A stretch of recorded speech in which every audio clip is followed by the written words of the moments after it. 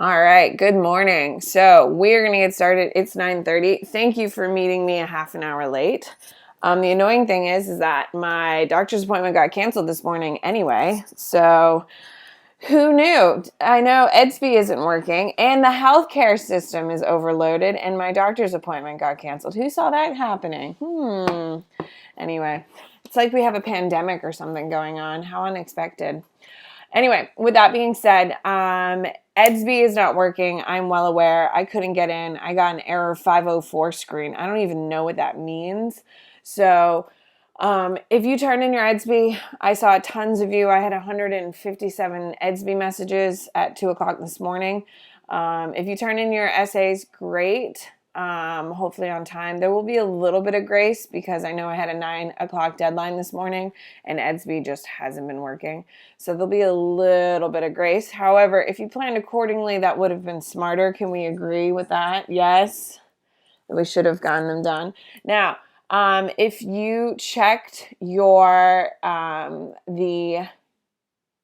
essentially your EDSB timeline of what is due this week, your digital instructions, you will see that this week you do have a lot going on tonight. So we're going to start planning here very quickly. So today is, of course, Monday. Today you have a vocab quiz. Now, listen to me carefully. I am well aware that EDSB isn't working because everything I do is on EDSB. Is everyone clear on that? Yes? Okay. So if you can get on to EDSB, that's weird. I've never done that before. If you can't get on to EDSB to take your vocab quiz today, that is perfectly fine. I will open it up at another time. Is everyone okay with that? Thumbs up? Because I've been trying to get on EDSB all morning and I can't. And if I can't get on to EDSB, I'm not going to expect you to be on EDSB. So with that being said, you're supposed to be taking week 2 vocab today on EDSB. If it's not working and you can't log in, do not stress yourself out.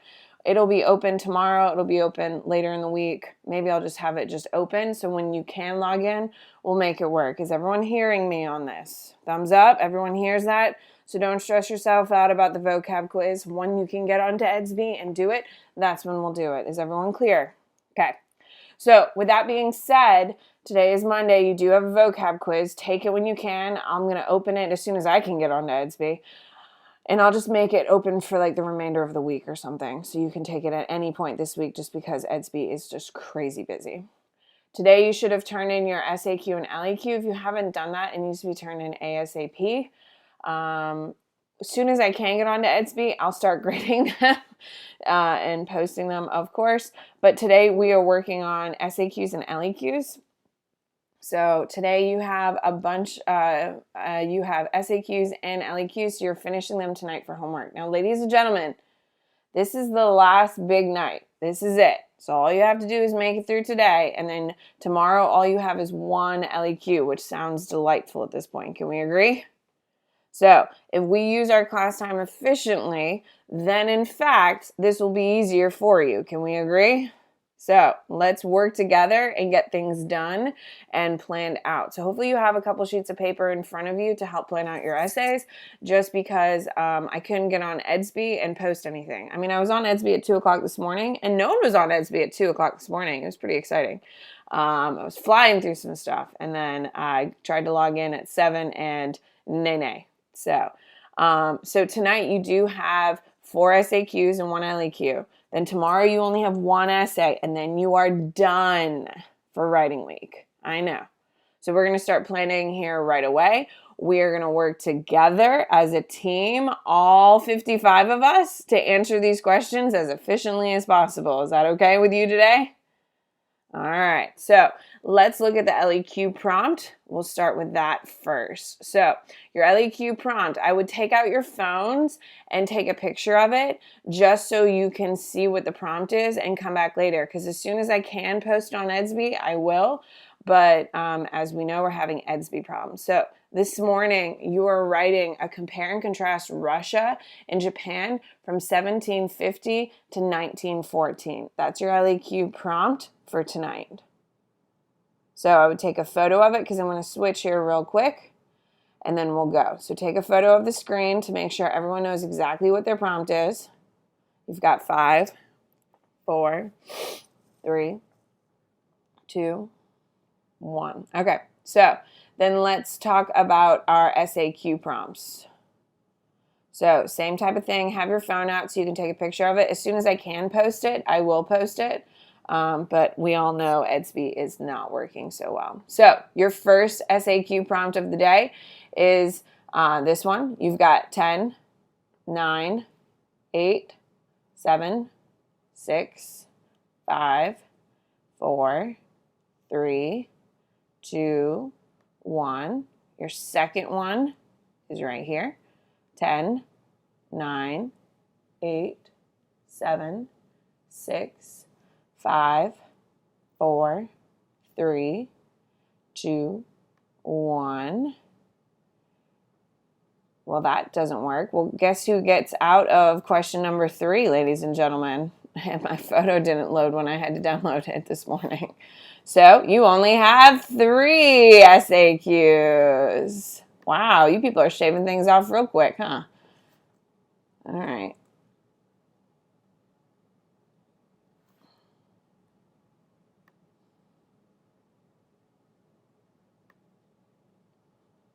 Where is my picture?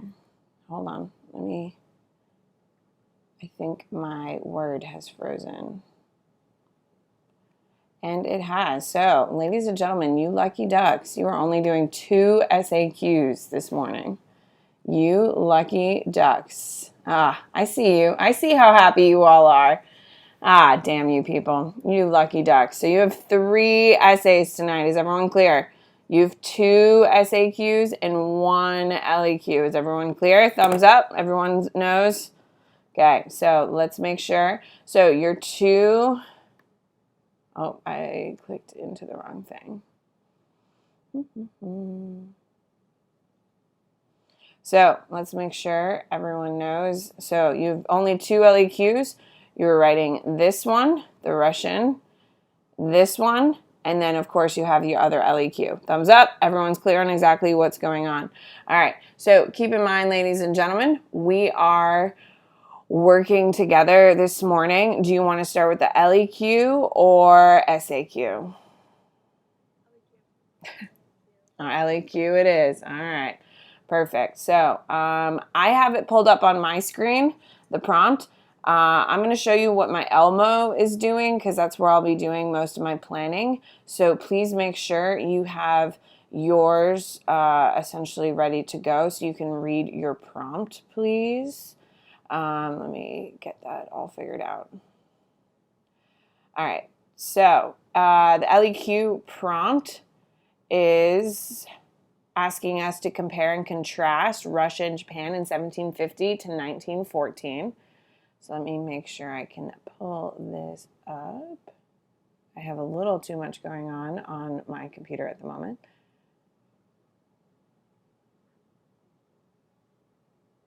All right, perfect. Okay, so we are looking at the prompt, compare and contrast Japan and China.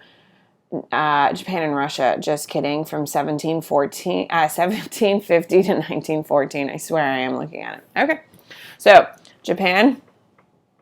So we're doing compare. Works better if you can see what I'm doing.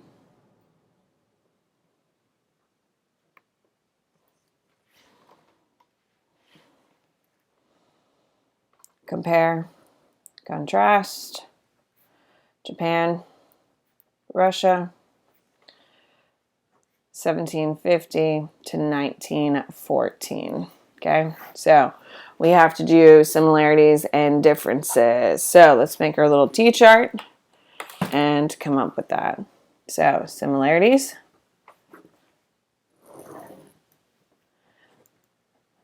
Differences. All right, ladies and gentlemen, the more we work together, the better this is going to go and the easier your life is. So let's do it. All right, so we're comparing Russia and Japan, 1750 to 1914. What are some similarities or differences? Japan is industrialized, Russia is not. There you go. All right. Differences. Japan is industrialized. Japan is industrialized. Russia is not.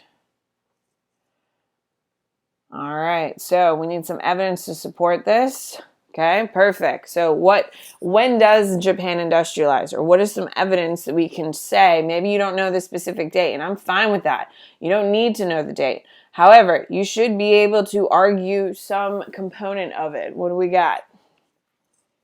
Wasn't it like the Meiji restoration? It is. It's the Meiji Restoration is going to industrialize. Okay. So, does anyone remember who is going to knock on their doors? Matthew Perry, absolutely. Matthew Perry, and he is from the US. Okay, so Japan is going to industrialize. Russia is not. They're going to overthrow their government. What is the government? The prior government to the Meiji Restoration. The Tokugawa? Yeah. Tokugawa, for sure. So the Tokugawa is the prior government. They're going to be overthrown. And who can tell me why they're going to be overthrown? Someone I haven't spoken to yet. Why are they going to be overthrown and replaced by the Meiji Restoration? The Japanese are angry that they didn't industrialize sooner. Yeah, absolutely. So, why didn't Japan industrialize earlier? Their doors were closed. They were isolated. Yeah, they were isolated. They wanted to protect themselves from Europeans and imperialism and stuff like that, so they closed their door. And so they were fearful of outsiders, and because of that, they fell behind. They fell behind, and that's going to piss everyone off. So by the time they industrialize, we're going to see that they're going to industrialize. Perfect. All right. That's awesome. We got plenty of evidence. We clearly know what we're talking about. Awesome. All right. We need either a similarity or a different. We need a similarity for sure, or we need two similarities and a difference. What do we got?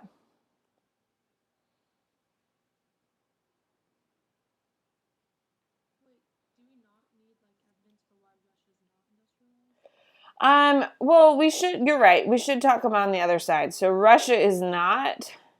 No, but like, do we have to? You should. Yeah, you should be. Russia is not. Who can tell me why Russia is not?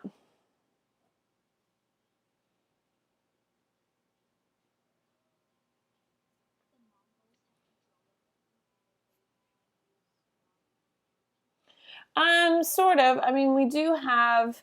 Well, who was the reigning power in Russia? They're in power until 1918. No. In Russia? The Romanovs. There you go. The Romanovs. Okay. They're autocratic.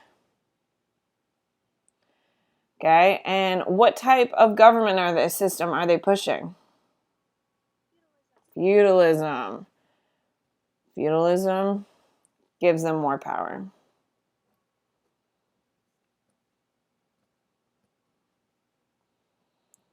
Okay, so feudalism is what they prefer because it gives them more power, because it creates an economic system where they're at the top. So that's why they don't industrialize until really late. And then, of course, we're going to have some major changes later. Okay. Yeah, feudalism would be the fact that you know the Romanovs' name would be your specific evidence. That's what you would score the points on.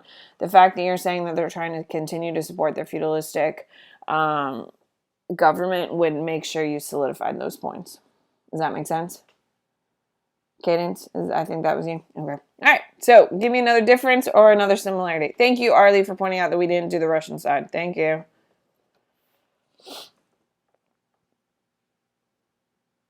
Oh, God, guys. There's 61 of you, and no one has an idea?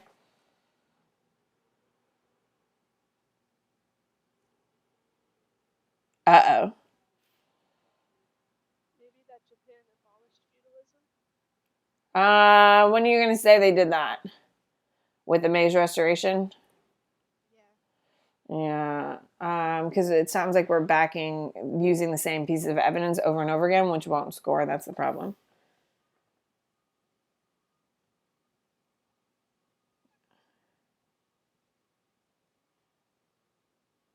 How about military? What's happening military-wise? Japan's military is growing. Okay, so let's look at Japan differences. Japan, why is Japan's military growing? Who can tell me why? Who are they looking to? Aren't the U.S. helping them? Yes, Japan's military grows significantly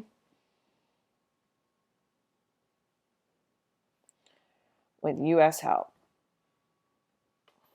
Okay, so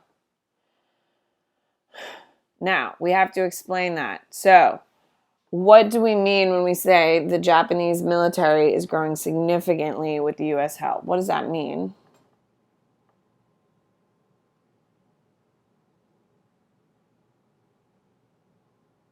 Hello? Like the U.S. helping reorganize their military, giving them new techniques. Yeah, so that we're modernizing with techniques and military gear.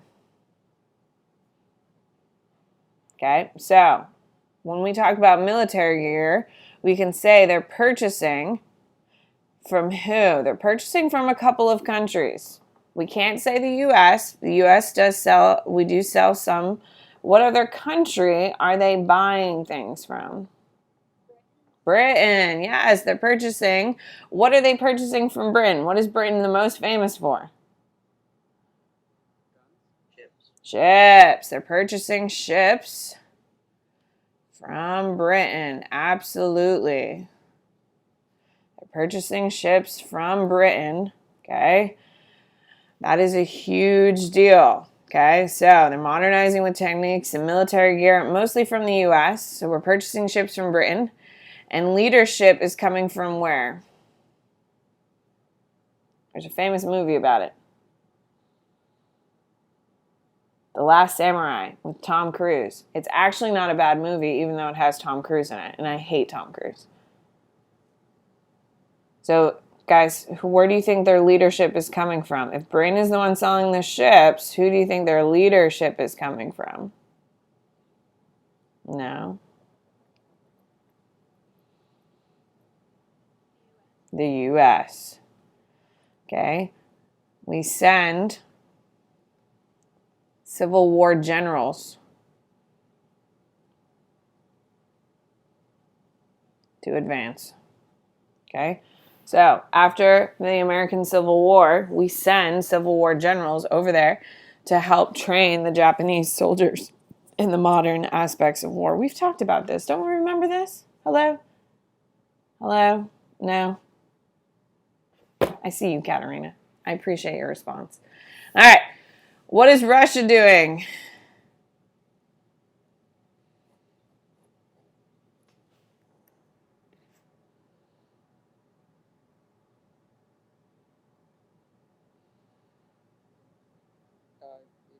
It attempted to industrialize. It doesn't attempt to industrialize until really.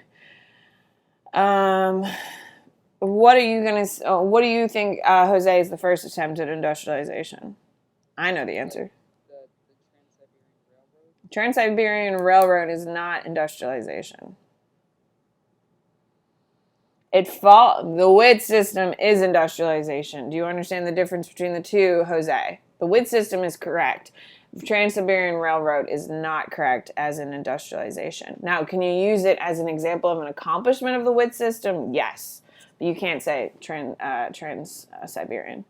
So they're going to attempt, but that doesn't go along with our topic of Japan's military growth significantly with U.S. help. So we're trying to show what the Russians are doing. So how does that go? Like before, we said Japan is industrialized, Russia is not. We talked about the Meiji Restoration. We talked about why the Tokugawa was overthrown. And then Russia is not because the Romanovs are autocratic and feudalism gives them more power. So these are affiliated. So we need to affiliate something with Russia's military why they aren't advancing, while The Japan. Crimean War. Crimean War? What are you going to say about the Crimean War, Gus? They lost to the Ottoman Empire because the Ottoman Empire was backed by Britain, who was industrialized. There you go. What year is the Crimean War? I don't know. I don't know either. I just got to make sure we're in the right time frame. I think it's in the 1780s. Can anyone Google it real quick and tell me?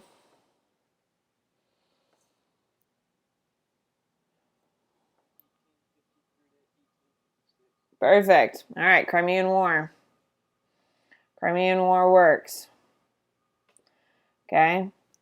Russia versus Ottomans / Brits. Okay, they lose because they aren't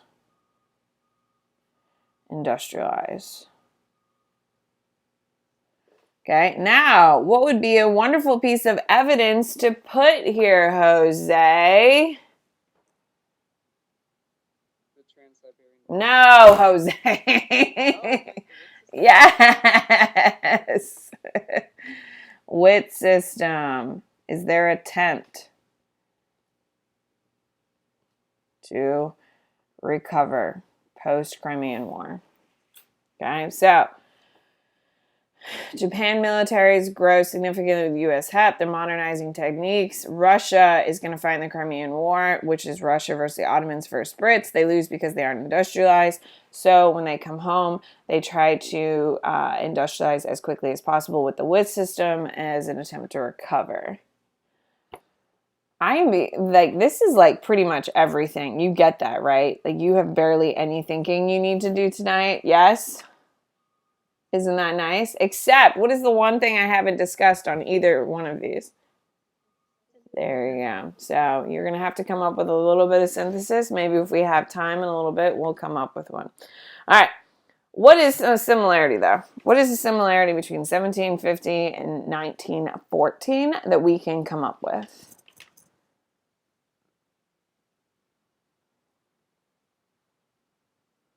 Did you say that they were both trying to imperialize other nations? Absolutely. Absolutely. Both. I don't know who said that, but it was a fantastic answer. Both Russia and Japan were trying to imperialize during this time. Perfect. All right. Let's start with Russia. Give me some examples of Russian imperialism. Yeah, the Great Game. Great Game is a good one for sure. And what country where's that happening?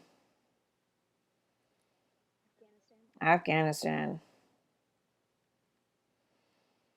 It is Russia versus who? Britain. They're Britain. Okay. And what is the outcome?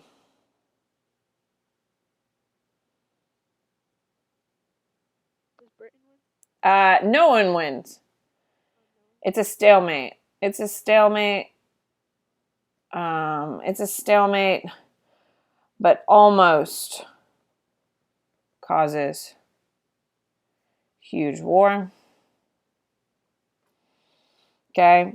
And it's builds tension pre what? World War I. There you go. Builds tension pre World War I. Perfect. All right. So Russia. So we're going to see they're trying to imperialize during this time. So we've got the Great Game, Afghanistan, Russia versus Britain. It turns a stalemate, but almost causes a huge war, builds tension pre-World War I. Anything else we can add to that? It's not terrible, but it's not like my favorite thing I've ever seen. No? Okay. All right, Japan. What we got for Japan? Attempt to modernize in China because like the Mugden incident. For that is the Merckton incident. That's post World War One. That's a great piece of evidence, but like the Merckton incident is what's going to start. It's how they break the Treaty of Versailles, which is post World War One. So it's out of time period. You say the Philippines? Do they conquer the Philippines? I don't think they conquer the Philippines.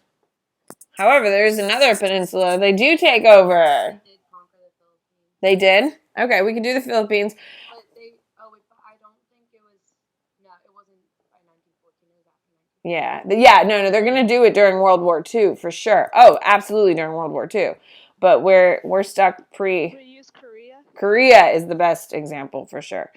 Okay, they conquer.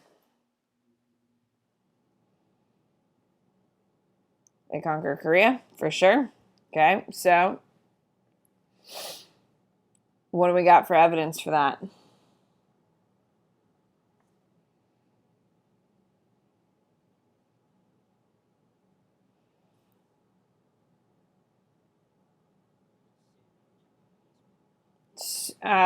The Sino-Japanese War is a great answer. I don't know who you were, but that was great. Sino-Japanese War is a perfect answer. And who wins? Japan. And why does Japan win, people? Yes, absolutely. It all comes down to the component. They're industrialized. Okay, so Sino-Japanese War is our evidence. We know they conquer Korea in the Sino-Japanese War. Japan wins because they are industrialized. Okay. Anything else we can add to that? I think that's okay. They're the only here. We'll put a caveat. The only Asian country to be industrialized, and that'll help make sure we secured our point. There we go. All right. So here we go. We got our similarity. Both Russia and Japan are trying to imperialize during this time. Russia, we got the Great Game. Japan, we got the Sino-Japanese War. Perfect. All right. So here we go. Who can give me, shall we do synthesis or do you want to head on? Synthesis, thumbs up. Move on, thumbs down. All right, I see a lot of synthesis. All right, here we go. Who can give me a synthesis for similarities?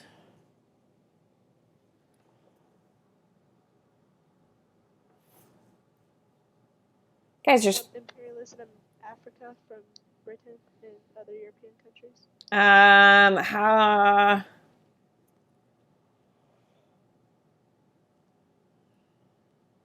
yeah, okay. So synthesis, they Japan and Russia were following the trend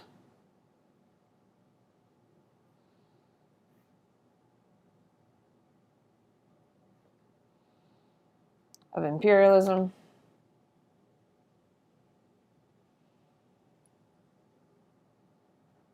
Europeans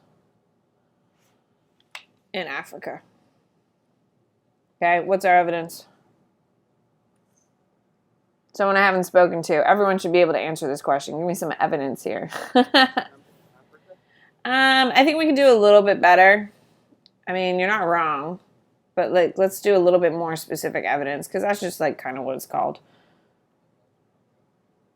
Belgian Congo, I'll take. Is a little bit more specific.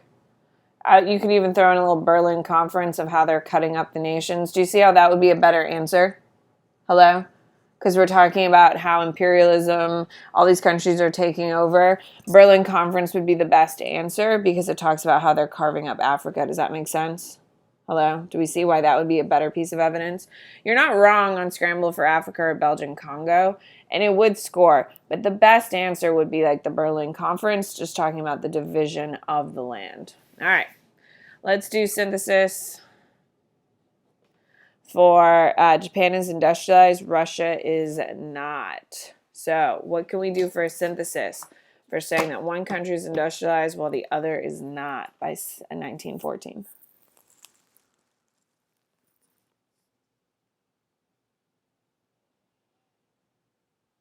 China industrialized? Whoa, Haley, I already talked to you, my darling. I really appreciate it, but I'm going to let someone else talk.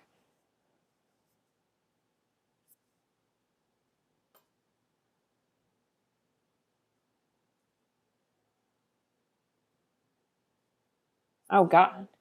The gunpowder empires refused to industrialize. The gunpowder empires are gone, so no. They're definitely gone. They're gone they're gone by 1750, so that won't work, Jose.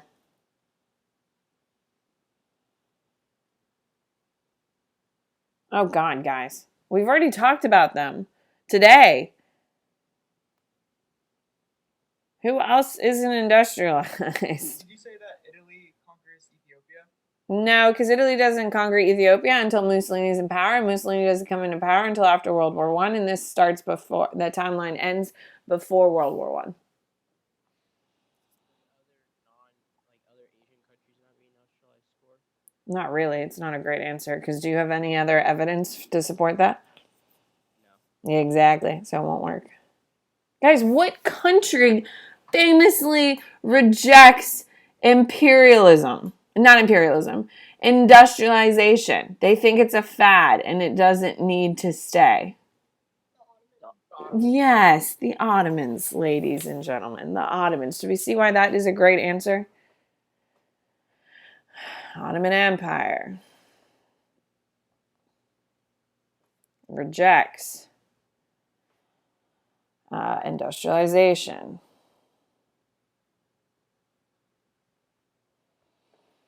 Okay, so the Ottoman Empire rejects industrialization. So what is some evidence for this?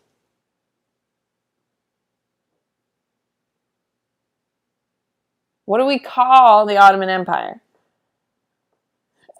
Old man of the East? Mm, Old man of Europe? Old man of Europe. I'm fine with all. Okay, old man of Europe. Okay, and it's because they reject industrialization. Okay, what is something that we can say that will prove that they like something? What is something we know that is happening between 1750 and 1914 that the Ottomans are going to try to do here, people? We talked about them for a while.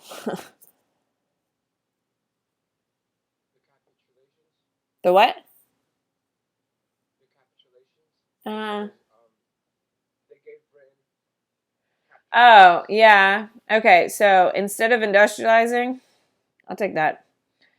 Instead of industrializing, they purchase industrialized goods from Britain. Is this good for their economy or trash for their economy? Yeah, it's bad. Bad for economy. And eventually will lead to capitulations. And that term will score you your point. There you go. Do you see why that's a good example? Rejection, yet they still do some part of industrialization. Would you have gotten that on your own? No, maybe. Is anyone alive out there, or am I talking to myself? All right. All right. Japan's military grows significantly with U.S. help. Okay, so we need a synthesis that talks about why. So someone's military grows with outside help. So, what would be another example of a country that grows with outside help? Could you use China. USSR? Yes. China and USSR during Cold War. Okay, so we need some evidence here. That's a perfect answer. Should have been the first thing you came up with and thought of immediately. So what would be an example? What's some evidence here?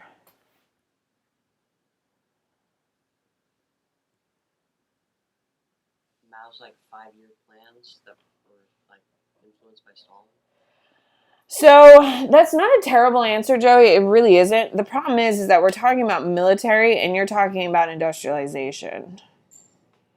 So if we could kind of tie it a little bit closer, that would be a little bit better. Mao Zedong. No, go ahead. You said that the USSR backed China with weapons through a proxy war? What proxy war? You have to come up with a name for it. Yeah. The Korean War? There you go. So Mao Zedong received weapons to support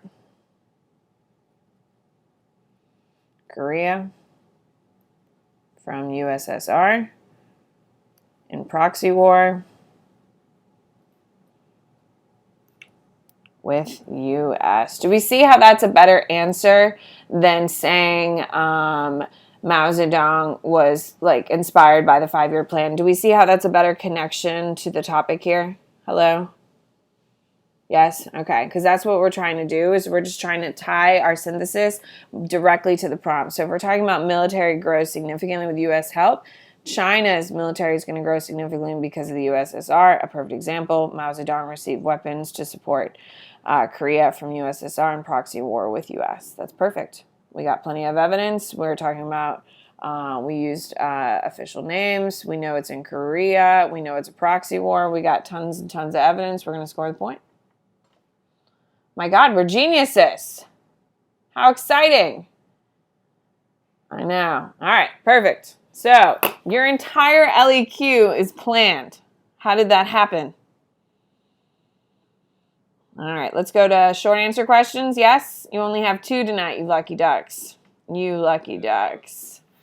All right, so let's take a look at that. Let's just remind ourselves what the actual prompts are, because I don't remember right off the top of my head. So let's take a look. All right, so the first prompt, if you have it on your phone, I would definitely pull it up on your phone so you can have it as we're going through, because it won't be up here the whole time because you're going to want to see what I'm planning, not necessarily the actual prompt. All right, so some historians have argued that the American Revolution and the French Revolution are the 2 most important transformations in world history. Identify and explain 2 shared results of both revolutions that would support the historians' assertions. Okay, so they are the 2 most important transformations.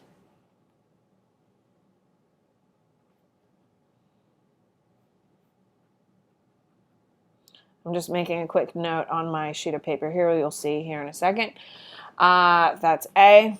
And then B is identify and explain another transformation in world history that could be interpreted of being equal or greater importance to global political. Okay, so other event. All right, so now that we know our prompts, let's go back so you can see what I'm actually planning, and let's do this. All right, so as you can see from my Elmo now, I was just making quick little shorthand. So part A is what we're going to address first. These are just shorthand of the prompts. We need to say that the French and the Americans are 2 of the most important events are the important. So who can tell me why are the French and the Americans some of the most important events? Someone I haven't spoken to. There's 59 of you, and I feel like I've only spoken to like 12 of you. Keep going. The faster we move, the less you have to do on your own here, people. They inspired more revolutions. I've already talked to you, Jose. And we don't want to say they because that's too vague. So no.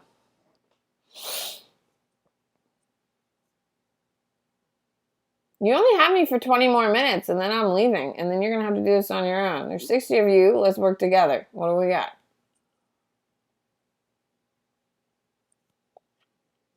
They spread Enlightenment ideas to other countries, causing more revolutions. There you go. Spread of Enlightenment ideas.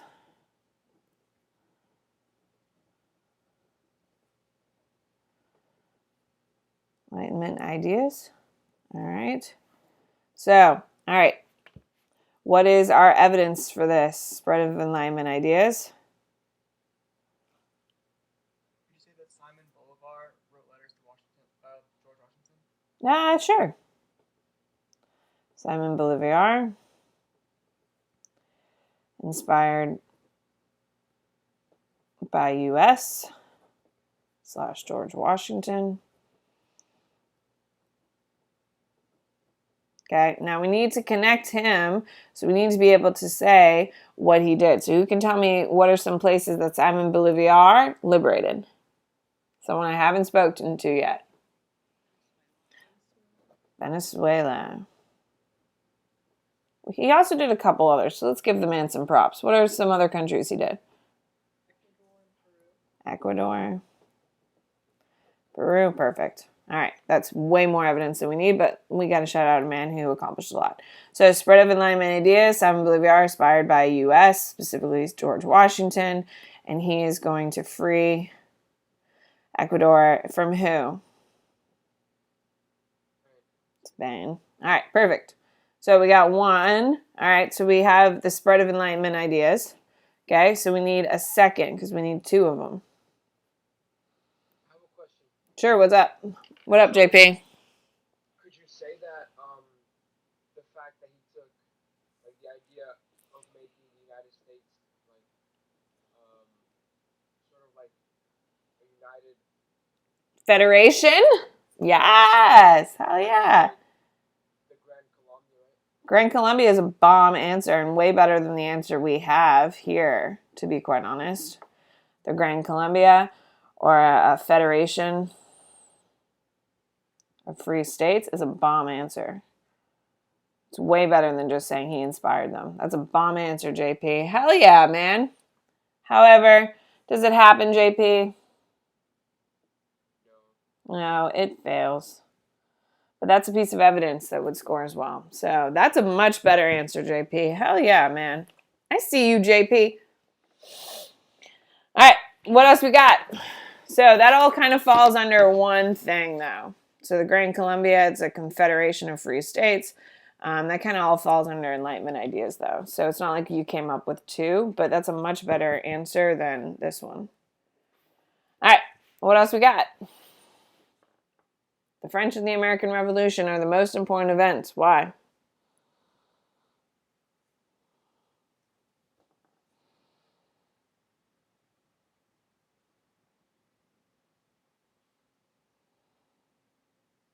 Oh, no.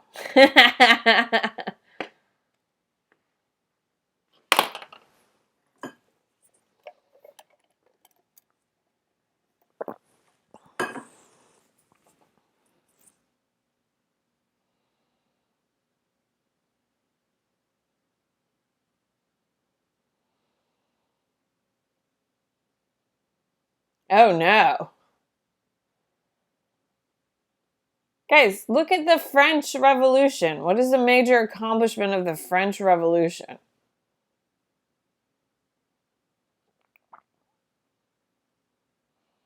Equality under law or in front of the law. Yeah, but that's kind of an Enlightenment idea, though. It's not a bad answer, but it kind of keeps going back to that. So I would say we can do better. But guys, hello, what does the French Revolution actually accomplish?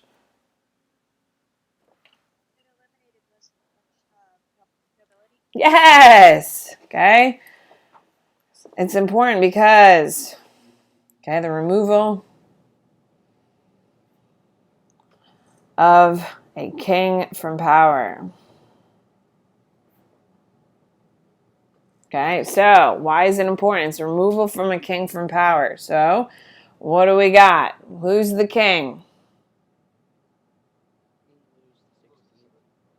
Louis the 16th.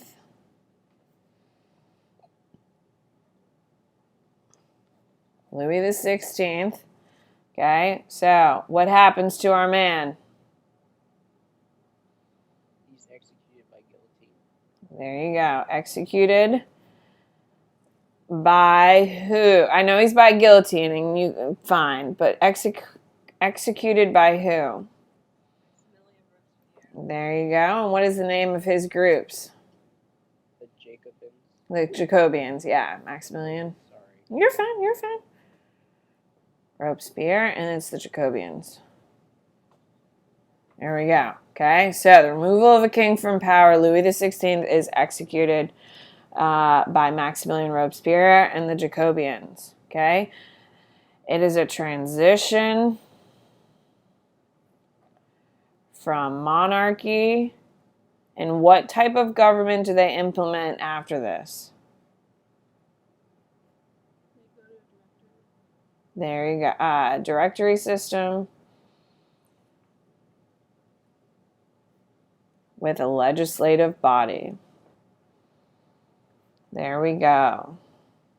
Okay, we've got plenty of evidence there to support it. So, we have two answers: the spread of Enlightenment ideas and the removal of a king from power. Those are our two big ideas that the French Revolution and the American Revolution are going to give us, and we have plenty of evidence to support. All right, so we need to come up with another event that is just as important as the American and the French Revolution. So what is another event that is just as important as the American, the French or the American Revolution? No, it's whatever you want. Does it have to be a revolution? No, it could be any event. It's literally other event. Say James Watt. I think it's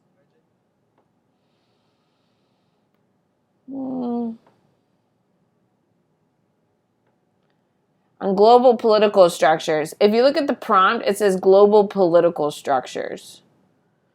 So James Watt, I see you're trying to get to industrialization is what I assume. Is that correct? Yeah. Yeah, but it doesn't answer the prompt of global political structures, right? I mean, you can make a stretch for it. That would be the only thing. It's not a terrible answer, but I would walk away. How's that going to affect global political structures, Arlie? If you do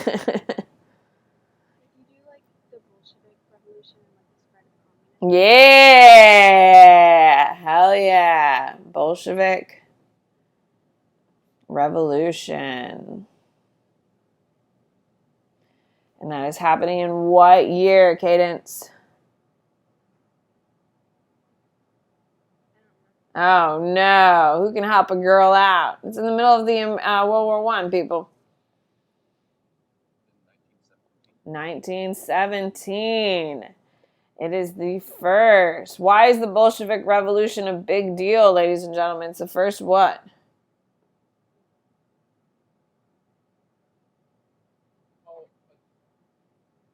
What?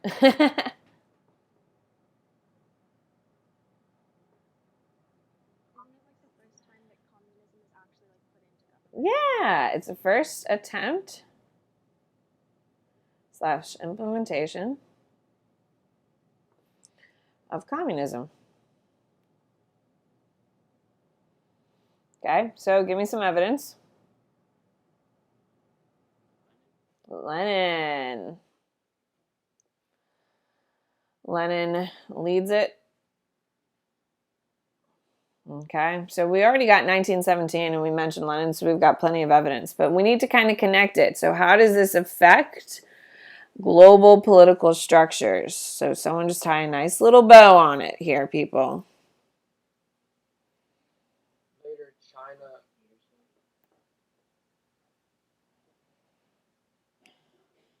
Later, China also implements communism. Okay, later, other countries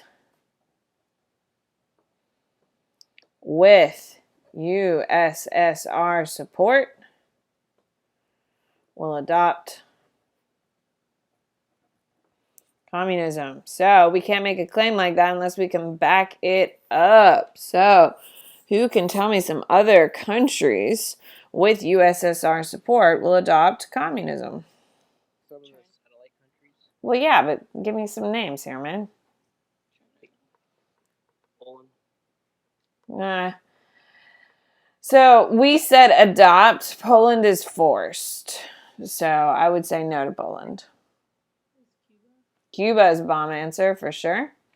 We can do one more. Come on. Vietnam is a good answer. Do we see the difference between adopt and forced? So that's why we're avoiding like Poland and Serbia and all those stuff, because they're forced into it. But China, Cuba, Vietnam, you can either say North Korea, all of those countries are choosing communism. All right. Done.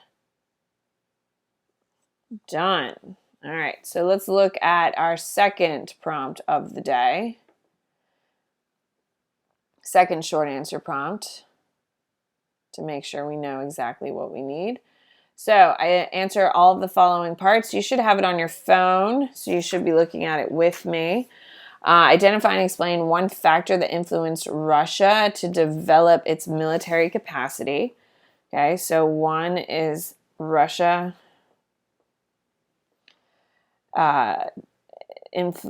Russia. I'm sorry, my brain just stopped working. Pushed to develop military capacity. Part B is identify and explain one way in which the industrialization of Russia caused the development of new cultural identities. So, industrialization of Russia equals new cultural ability and new cultural identities. Hopefully you already have an answer to that one in your head. And then identify and explain one way in which the Russian industrial affected international politics between 1850 to 1900. Ooh, interesting. They put a time limit on it, so you can't use the Russian Revolution. Interesting. Okay, so industrialization of Russia. All right. Interesting of Russia. Outside politics. Outside of Russia. Okay. These are hard ones. Yes, how fun. And you only have me for 7 more minutes. This is great. Yes. All right, so Russia is pushed to develop its military capacity. You can give me a reason for A, why Russia is pushed to develop its military capacity. Is there a time limit on this one? Not on this one. The only one they've given you a time period is for part C. So, Could you then say that they were unaware of the nuclear bombs and you could use everything across the conference? hold on. Let me pull up the prompt again because I don't think that works. Identify one way the factor influenced Russia to develop its military capacity. Yeah, you can. Yeah. So Cold War.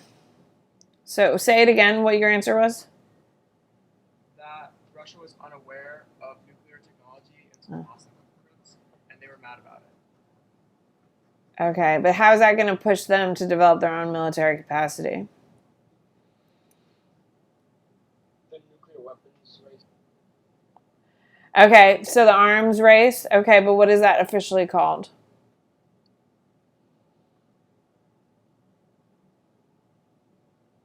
Now, I'm fine with using Cold War because it does not have a time period on it. But I will tell you there is an easier answer that we've already discussed. Would it be like the humiliation they suffered from losing the Ottomans? I would say that is a huge answer for sure, Jack. Humiliation from losing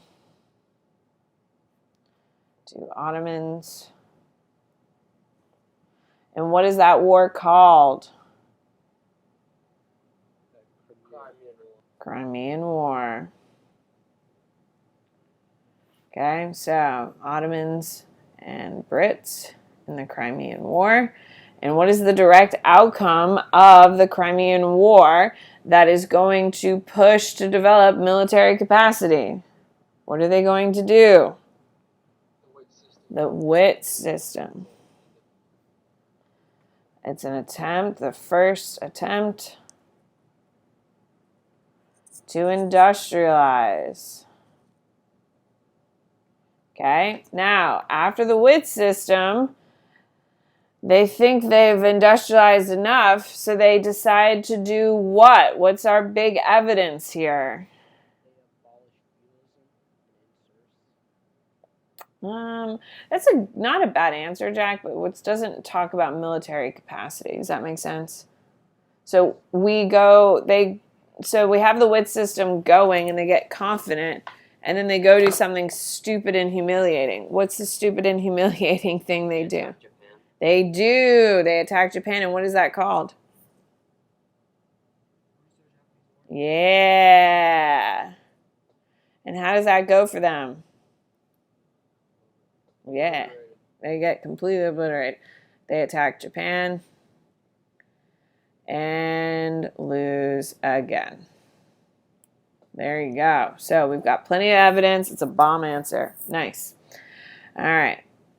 B, industrialization of Russia is going to create new cultural identity. So what is this new cultural identity that is going to rise in Russia? Communism. If you didn't think communism immediately, what were you thinking? Okay, why is communism going to become popular in Russia? Well, Karl Marx is German. Well, yeah, okay. Ladies and gentlemen, why is communism on its own becoming popular? There you go. There you go. Perfect. Okay. So the WIT system was incredibly harsh and ruthless to the workers. Okay, so what would be an example of this?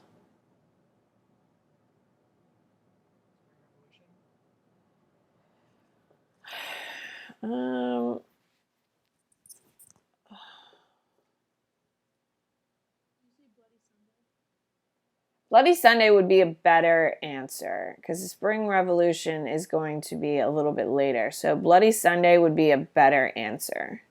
Bloody Sunday because it is a straight up protest of working conditions. Do you see why that's a better answer? I don't know who gave me the Spring Revolution, which isn't a terrible answer, but Bloody Sunday is a better answer because it protests working conditions. And it also has another big component. It's going to be it's going to be the rally call for what? It's going to be the rallying call for what major thing? Rights of workers. Kind of, but what major thing is coming along the way? There you go. It's for the Bolshevik Revolution. They're going to keep saying, do you remember, never forget Bloody Sunday? It's going to be used as a thing to motivate the masses. All right. Well, ladies and gentlemen, it is 10:29. Oh my God, we ran out of time. So shocking. So keep in mind, just a friendly reminder that you are supposed to be taking a vocab quiz today. However, we already know that EDSB is not working well today. Everyone knows. So with that being said, if you can't get onto EDSB, that is perfectly fine. Do not stress yourself out. We will figure it out. Is everyone clear on that? However, if you can get onto EDSB and you can make it work, I would take it. But I'm going to open it up so it'll be available it'll be available throughout the week or for at least a couple of days. Is everyone clear on that? Yes? So you are supposed to be taking a vocab quiz week 2. Please note that if you cannot get onto EDSB because everything is crazed, you're not going to be punished for it. If I can't get on, there's no expectation that you can get on, so it's completely fine.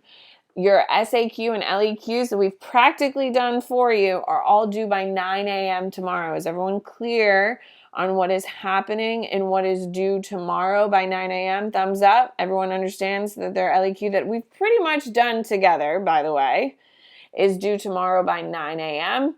If you have not turned in your essays for today, do not stress out. I know EDSB is completely jammed up. I understand. With that being said, ladies and gentlemen, you should be kind of aware of like odd work hours, and especially for the first couple of days of everyone transitioning to EDSB. If you can work a little bit later and maybe watch my video at like in the afternoon and post stuff and do stuff later on EDSB, I would just keep an eye of the working hours of EDSB. Sounds good? Because that's what I'm trying to do. So, all right, that's it for me. I hope you guys have a great day. You really only have very little to do on your own except kind of string it all together. Everyone good? Tomorrow you only have one LEQ, and we're going to plan it in class and kind of make hopefully life a little bit easier. Everyone good? All right. Have a great rest of your day. Do not stress about EDSB. We will figure it out when we can get online. Everyone okay on that? All right, guys. Have a great day. It was nice seeing your faces.